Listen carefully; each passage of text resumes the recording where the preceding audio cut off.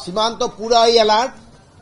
এই ওরা শুধু সিলেটে নয়, বেনাপোল এবং অন্যান্য ইসেও তারা কি করছে, এইটার কিন্তু প্রতি উত্তর আপনারাই সবচেয়ে বেশি দিতে পারেন। আপনারা সত্যি খবরটা প্রকাশ করে দেন, ওদের যে মিথ্যা যে খবর প্রচার করে ওদের মুখে চুনকালি পড়বে।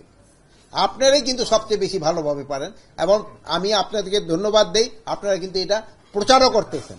আপনারা এই জন্য আপনারা ধন্যবাদ পাওয়ার উদ্দেশ্যে আপনারা সত্যি ঘটনাটা প্রচার করতেছেন। এইটার প্রচারটা আরো একটু বাড়ায় দিলে সবচেয়ে ভালো হয়।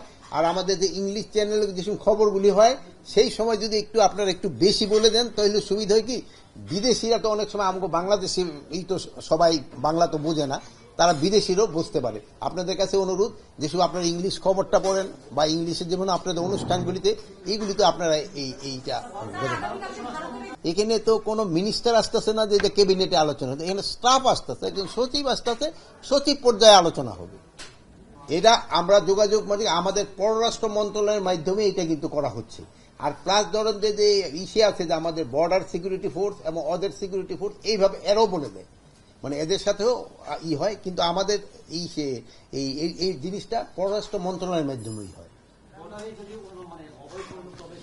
বর্ডারে কোনো অবৈধ অনুপ্রবেশ কোথাও এবং কোনো সময় বরদাস্ত করা হবে না।